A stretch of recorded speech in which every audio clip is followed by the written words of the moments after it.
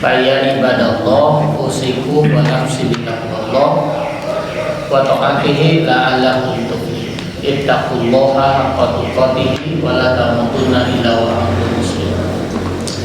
Para sepuh jamaah subuh Masjid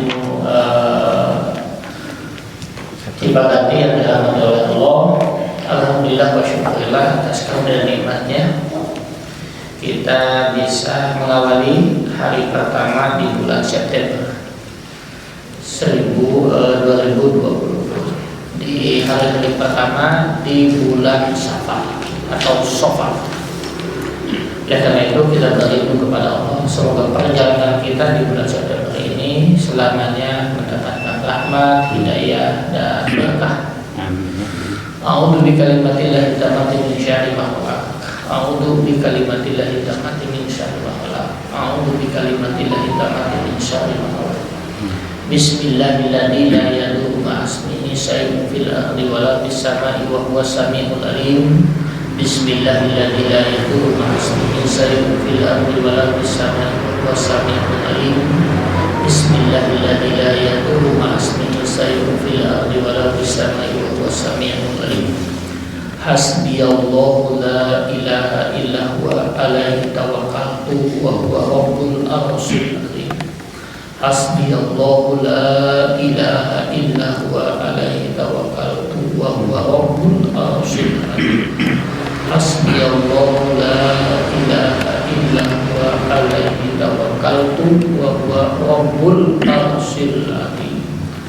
Hasbunallah wa ni'mal wakil, ni'mal maula wa ni'man nasir, wa la haula wa la quwwata illa billahil aliyyil azim. Jamaah subuh yang dirahmati oleh Allah, kita lanjutkan tema kita masih apa ini? Syarat diterimanya amal soleh. Syarat diterimanya amal soleh. Baik.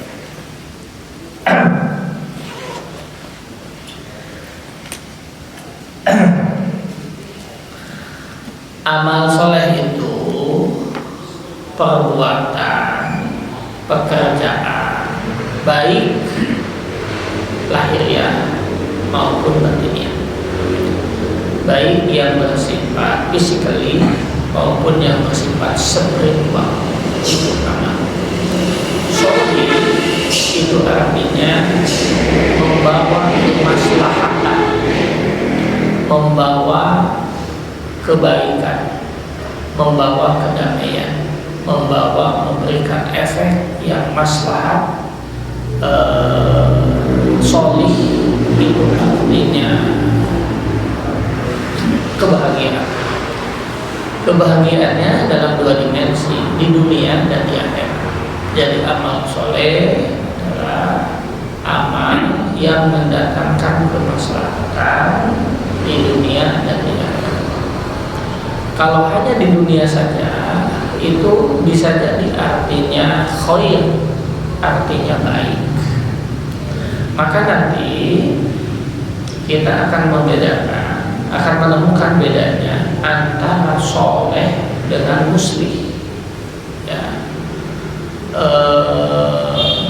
Antara soleh dengan muslih.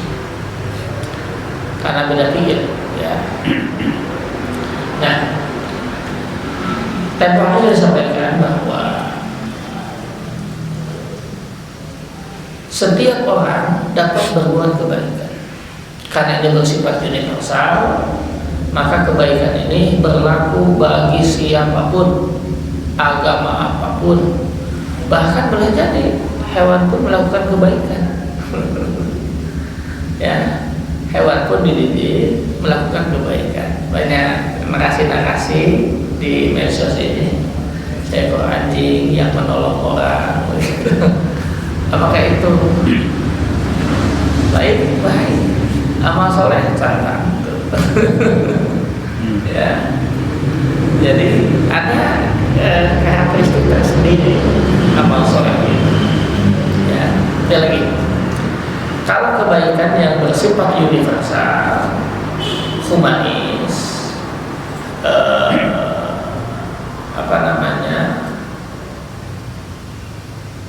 manusiawi itu kita temukan istilah-istilah dalam Al-Quran. Secara umum kita temukan istilah khair, kuntum khairu ummah ya'muruna bil ma'ruf wa yanhauna 'anil munkar. Umat terbaik di antara mereka yang mengajak kepada kebaikan, mencegah kepada kemungkaran. Dan ini bisa dilakukan oleh siapa? Itu bisa dilakukan oleh agama, ya. Misalnya reboisasi, dulu itu istilahnya reboisasi, penghijauan untuk tidak banjir. Itu apakah itu baik? Baik, mencegah kemungkaran, mencegah banjir. Bisa dilakukan oleh siapa? Jadi amal soleh cantam tuh. Jadi amal soleh cantam tuh. Ya. Ada lagi thayyib. Kalau thayyib itu sebetulnya berkaitan dengan makan minum. Jadi dalam makan minum itu pasnya itu thayyib. Sampai sebang thayyib. Sampai sebang thayyib. Ya, sampai sebang thayyib. Jadi makanan yang sehat, makanan yang bergizi itu bahasanya thayyib. Kalau interaksi sosial namanya khair, gitu. Ya. Kemudian ada lagi baik itu hasan, ya. Hasan itu lebih kepada bersifat mentalitas. Jadi hasan khuluq dari sisi perilaku. Ya. Kalau khair orientasinya dalam interaksi sosial, ya, thayyib baik interaksi dalam menyambut makan minum.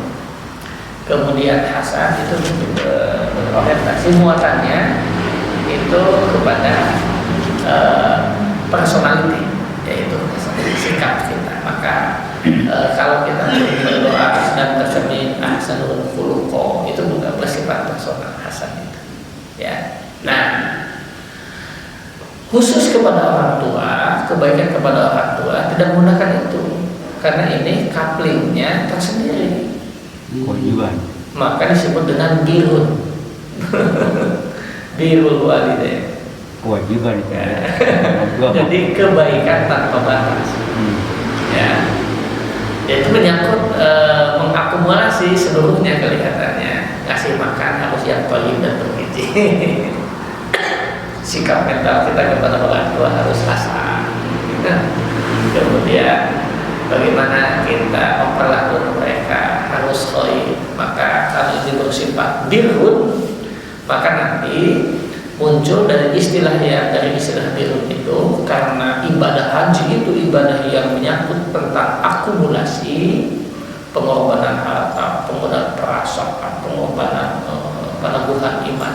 Maka diharapkan haji itu menjadi mabrur. Itu menjawab daripada birrun. Karena ibadah haji itu ibadah menyangkut dimensi yang sangat luas. Begitu. Meskipun generalisasinya semuanya baik, tapi ngarapkeun anak tidak langsung bagian memetakannya itu pada porsi yang berbeda. Ya. Nah, itu semua adalah kebaikan. Contoh lagi, ada istilah birrun itu ada di ayat 92 Surah Al-Imran awal juz keempat. A'udzu billahi minasyaitonir rajim. Bismillahirrahmanirrahim. Lan tanalul birra hatta tunfiqu mimma tuhibbun. Kalian tidak akan bisa meraih kebaikan yang sempurna, kebaikan tanpa batas, sebelum kalian memberikan yang terbaik yang kita miliki. Itu kalimatnya begitu dahsyat itu. Sampai Allah menyebut dalam tanalul birra, kita tidak akan meraih kemakmuran.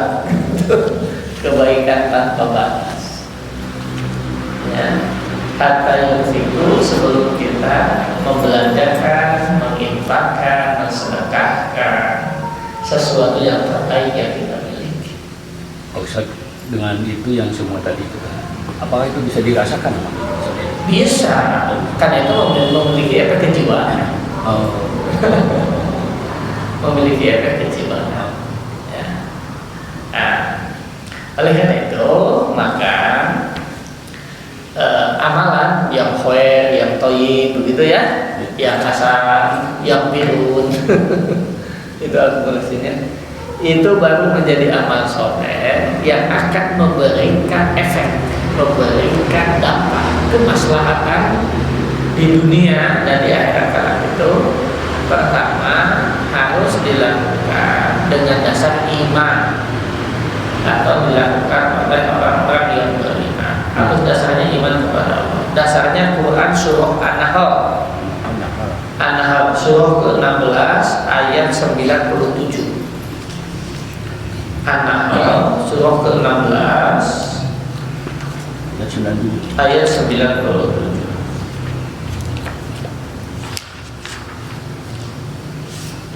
Man amila A'udzu billahi minasyaitonir rajim. Bismillahirrahmanirrahim.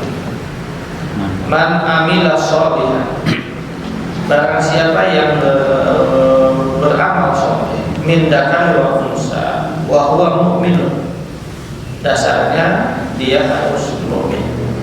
Falanuhyiyannahu hayatan thayyibah, maka dia akan mendapatkan kehidupan yang baik. Wa najziyahum ajruhum bi ahsani, maka dia akan mendapatkan pahala bi ahsani yang lebih baik.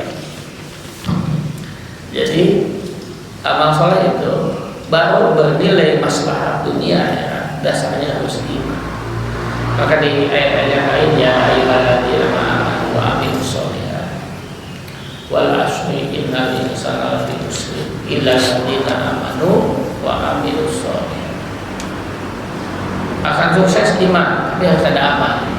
Amalnya harus berdasarkan iman. Watini wa zaitun wa turi sinin wa hadal baladil amin laqad khalaqnal insana fi ahsani taqwim tsumma radadnahu asfala safilin illa alladziina amanu wa amilus sholihat. Jadi iman tidak beramal juga itu tidak memiliki rangka yang jelas. Amal soleh tanpa iman itu menjadi sia-sia. Wujudnya tidak terasa. Jadi sebuah perbuatan itu bernilai amal soleh, dasarnya iman. Nah, dalam iman ini banyak virusnya. Iman ini banyak virusnya yang harus diselamatkan, karena boleh jadi amal soleh yang sudah kita bangun benar, konstruksinya sudah, rancang bangunnya sudah bagus, tapi ternyata imannya digerogoti oleh penyakit hati. Apa saja yang akan menghancurkan semua itu? Itu adalah takabur. Takabur itu yang akan menghancurkan semua kebaikan. Ya, takabur itu penyakitnya. Ya. Kemudian dari sisi substansinya, kita mengenal munafik, kita mengenal fasik, kita mengenal jinni. Nah, itu sebenarnya virus. Rancang bangunnya sudah bagusnya, sudah dinyatakan tauhidan kita, tapi ternyata itu bisa hancur. Ada narasi yang bagus tentang ini. Saya kemarin lihat di YouTube itu dari MHI Munajim. Ini memang kesombongan ini bisa menimpa siapapun. Ada yang sukses, dia akan disokong jongklok dengan kesuksesannya. Setan itu begitu. Dia akan ketakaburan dengan kesuksesannya. Yang ilmuwan juga akan dijongklok dengan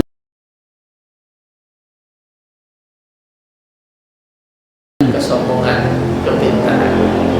Ahli ibadah juga bisa. Ya, ahli ibadah juga akan sombong dengan ibadahnya dan dia merasa yang paling soleh. Ini semua adalah setan ini membuat jebakan-jebakan. Ya kan? Nah, hari ini saya akan membahas untuk di radio ya. Kalau di TV malam itu membahas tentang ciri-ciri kiamat, karena salah satu ciri kiamat itu banyaknya pembunuhan yang sistematis. Udah mulai. Begitu. Ngeri juga itu kalau lihat hadis-hadis tentang hari ciri kiamat itu salah satunya al-qatl, pembunuhannya. Menurut nalar linear itu asa terkudu gitu lah. Asa terkudu gitu.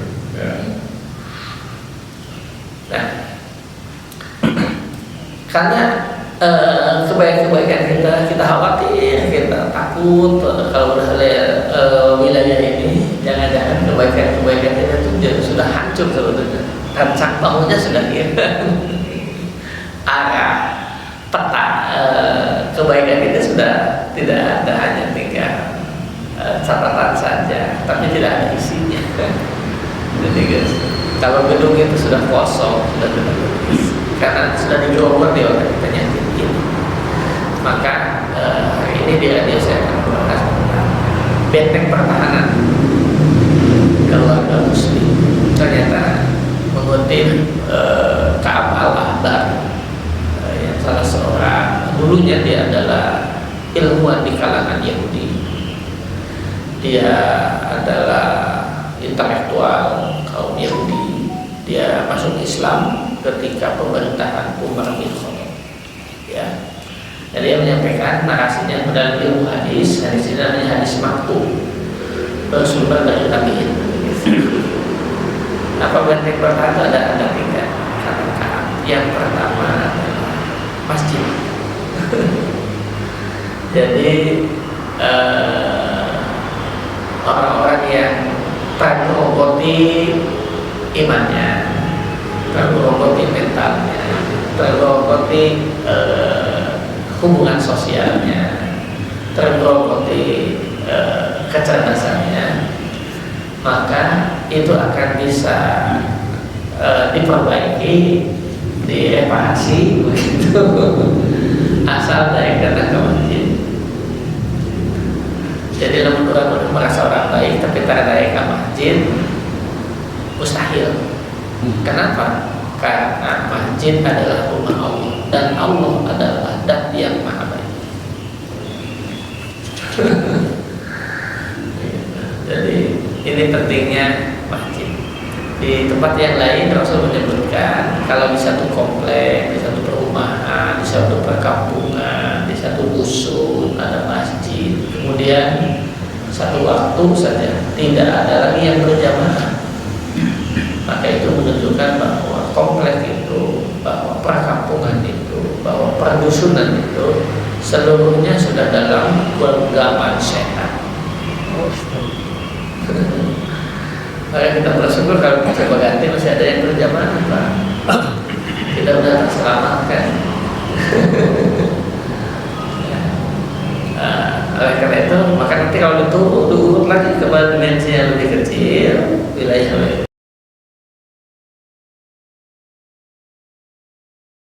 kecil. Kalau dalam keluarga itu, keluarga kita untuk berjamaah, nah keluarga itu sudah terkuasai oleh setan.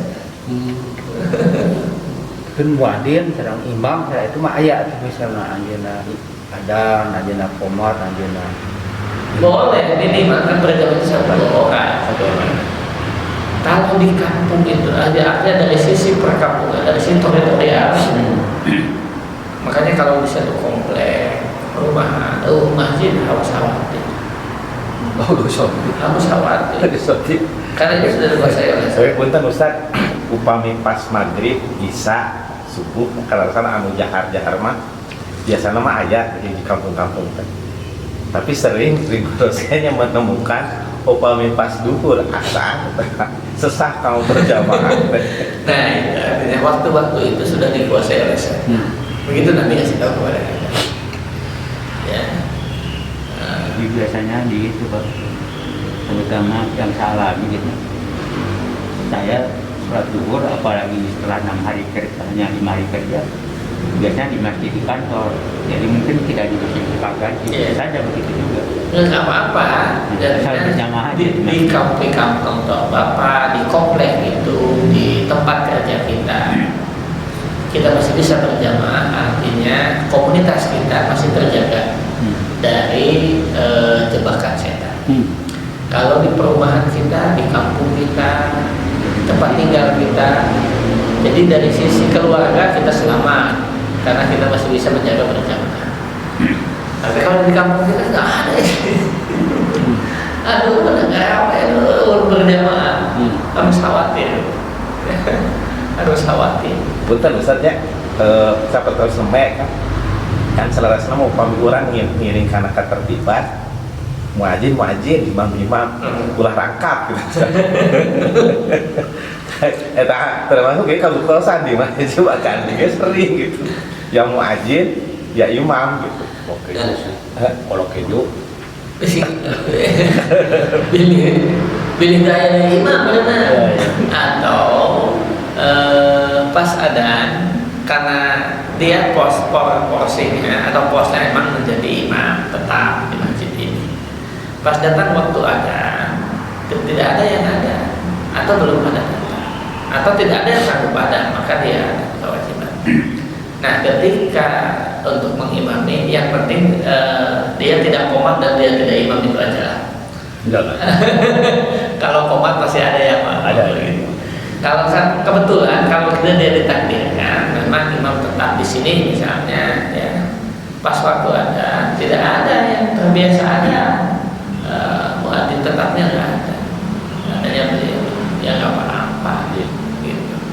Kecuali kalau memang nanti dalam tataran tertentu yang bersangkutan itu memiliki kearifan misalnya ada jamaah yang lain yang biasa, silakan untuk mengimami itu akan lebih hari. Ya, tapi kalau memang posnya dan tugas fungsinya dia itu imam tetap, hanya soal ada kebetulan tidak ada yang ada, maka dia bertanggung jawab untuk itu saja. Ya, kecuali kalau memang nuadana ya. Kemudian dia sendiri yang ada tukang ada ayam, muadzinnya ada gitu. Kita belum masjid kita kan mungkin belum memiliki muadzin yang tetap ini, muadzinnya belum ada, tidak merangkap gitu. Jadi kalau menggunakan istilah Joko Karyan, muadzinnya honornya 1 bulan 7,5 juta muadzin gitu. Kalau imam 10 juta katanya. Dia fokus gitu. Bentuk ada imam dan muadzin dan Jadi termasuk yang ada ini merangkap plus koma karena imamnya sudah Borong juga imam. karena pun dari kata tanggung jawab keharusan imam.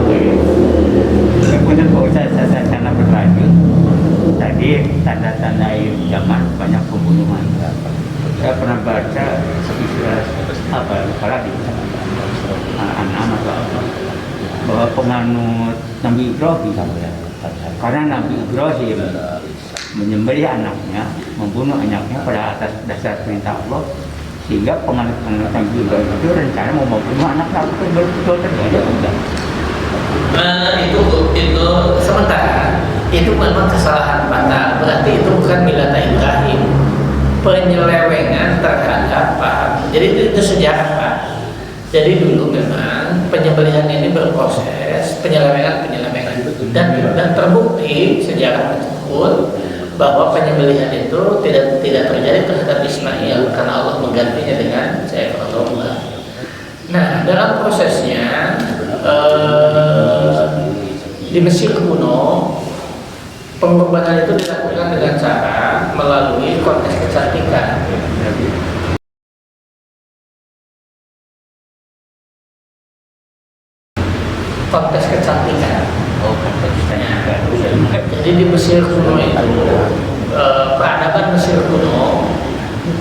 melakukan pengorbanan itu dengan cara melakukan kontes kecantikan.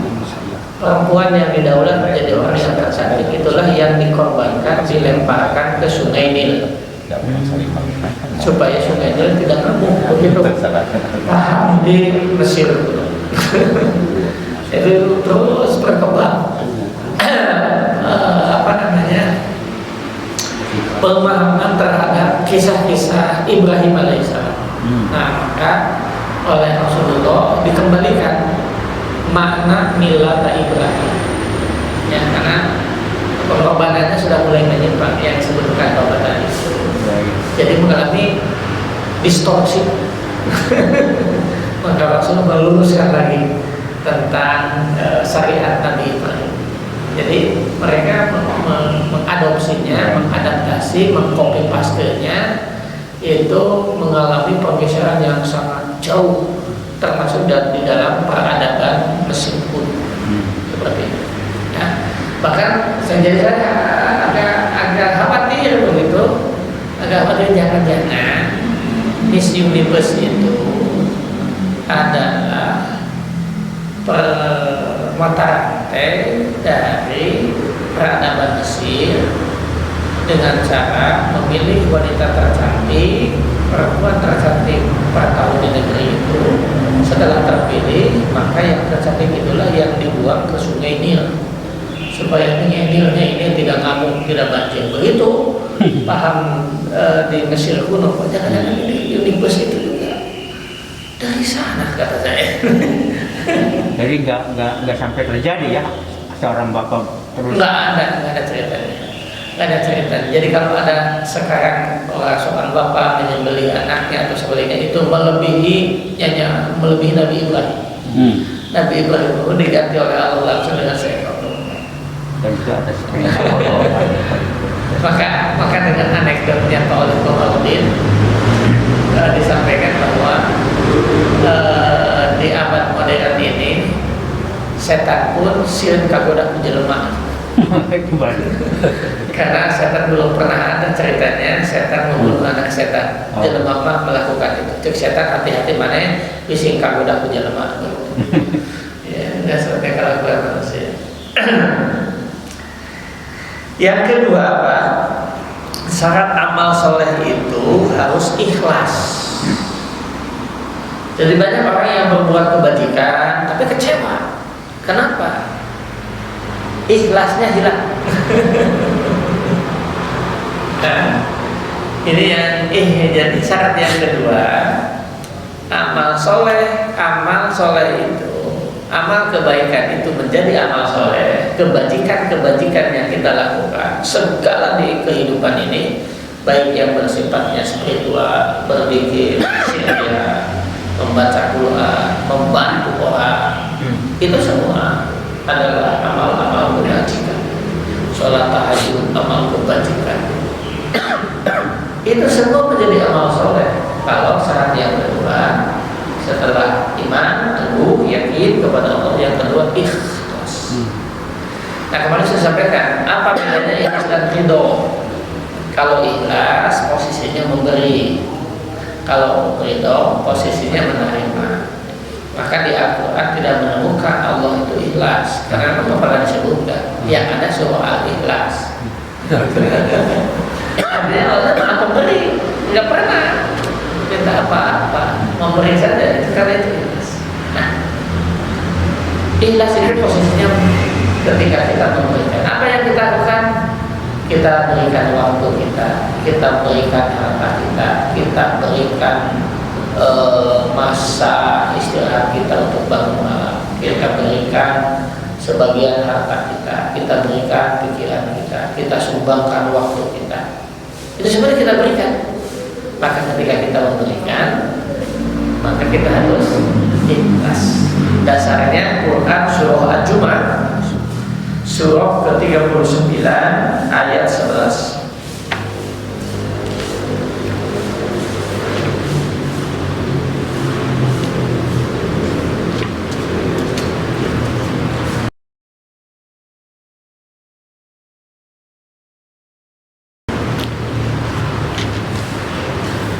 أعوذ A'udzubillahi minasyaitonirrajim.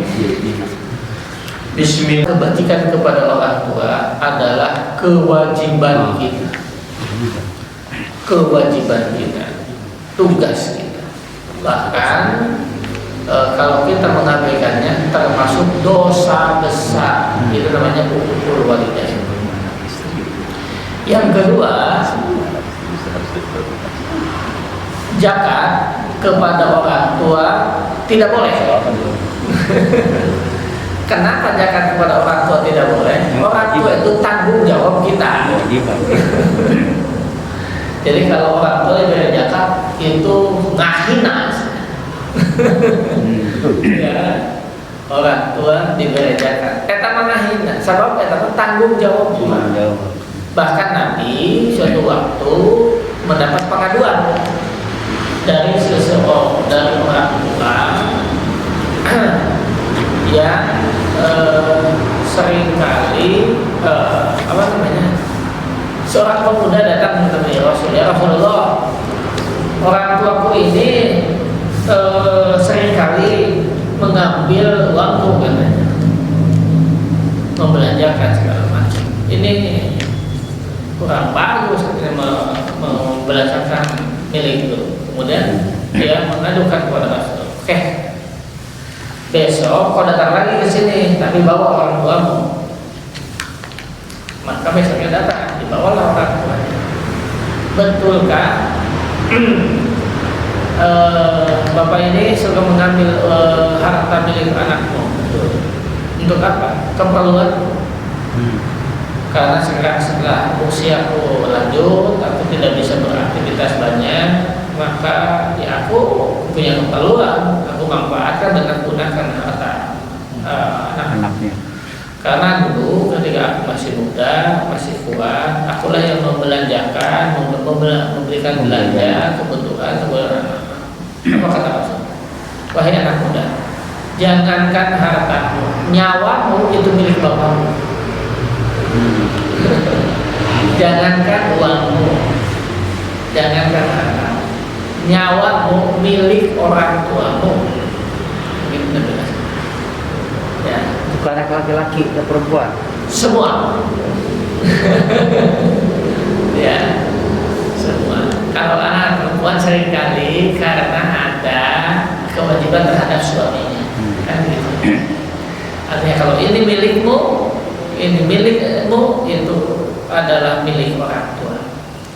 Begitu Pak. Jadi kenapa orang tua tidak boleh diterima zakat, tidak boleh memberikan zakat kepada mereka? Orang tua itu tanggung jawab kita. Jadi selama kita mampu, maka itulah kewajiban kita. Semuanya dari A sampai Z. Seperti halnya orang tua juga tanggung jawab terhadap kita dari A sampai Z. Jadi pahala untuk anak itu karena sebagai anak soleh saja ya. Ya itu semua kebajikannya, dan itu menunjukkan bahwa dia anak yang soleh. Juga saya salah. Dan anak yang soleh itu tentu menjadi salah satu pintu terkabulkannya doa, dan orang tua mendapatkan jariah kebaikan dari setiap amal soleh yang dilakukan oleh anaknya. Kenapa? Anak ini jadi soleh boleh jadi karena orang tua mendidiknya, orang tua mengantarkannya ke lembaga pendidikan yang tepat, orang tua menempatkan tempat pergaulan. Jadi Rasul menyebutnya man sanna sunnatan hasanatan, barang siapa yang menunjukkan jalan kebaikan, dan anak itu menemukan momen kebaikan itu, maka setiap kebaikan yang dilakukannya menjadi jariah kebaikan bagi orang tua. Jadi prestasi seorang anak adalah anak yang soleh. Itu bahasa Al-Qur'annya, Rabbana hab lana min azwajina wa dzurriyyatina qurrata a'yun waj'alna lil muttaqina imama. Begitu. Orang anak kepada orang tua boleh zakat, tapi harus memberikan nafkah. Itu. Ya, nafkah itu pahalanya lebih tinggi daripada zakat. Jadi nafkah terbaik adalah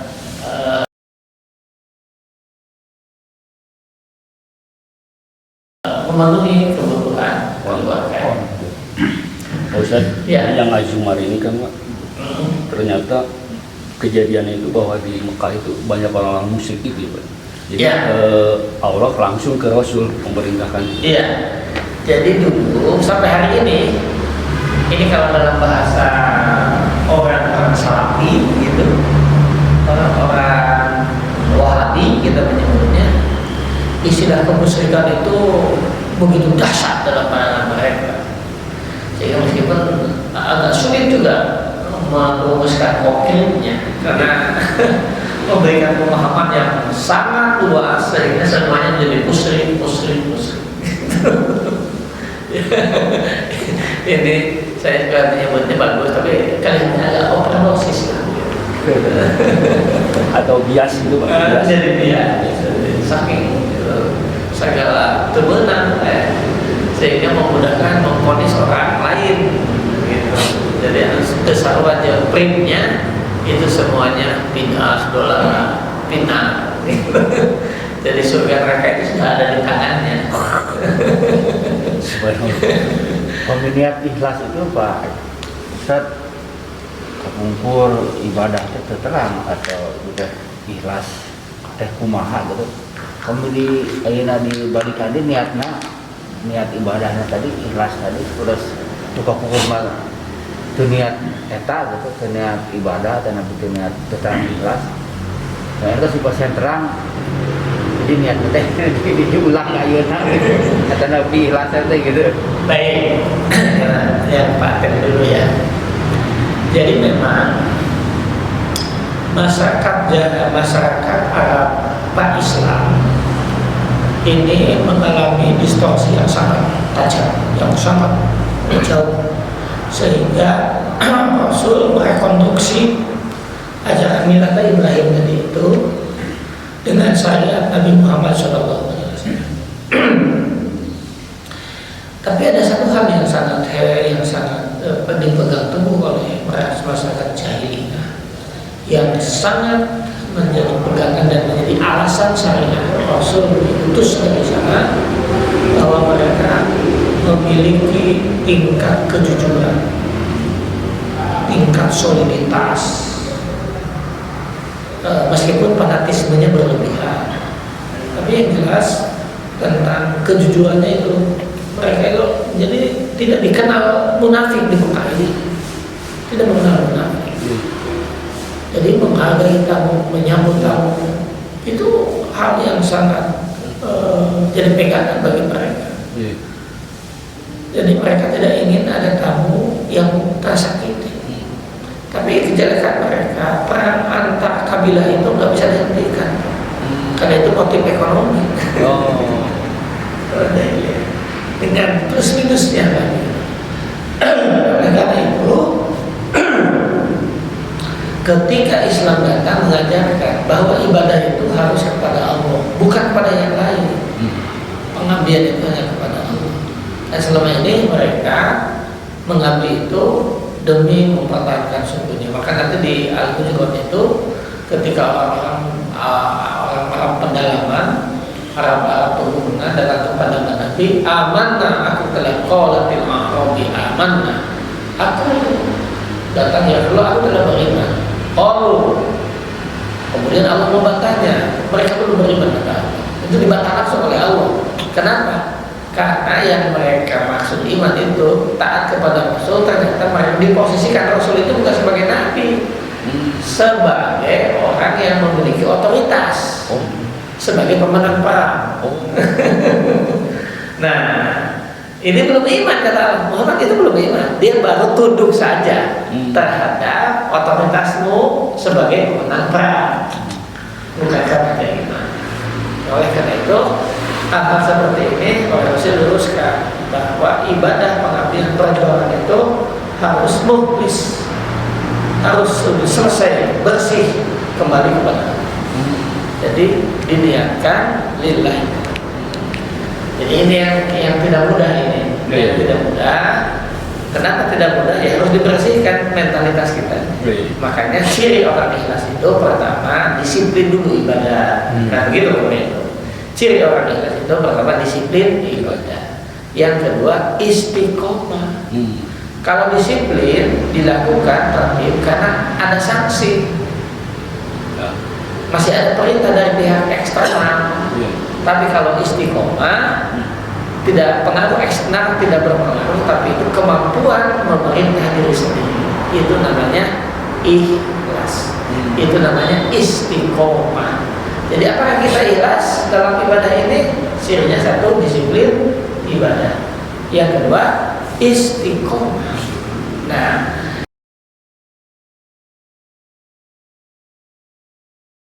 tentang ciri-ciri atau syarat amal soleh. Iman, ikhlas sesuai dengan contoh Rasulullah SAW. Kurang lebihnya itu saja sebelum ini. Terima kasih. Subhanakallahumma wa bihamdika asyhadu an la ilaha illa anta astaghfiruka wa atubu ilaik. Wassalamualaikum warahmatullahi wabarakatuh. Waalaikumsalam.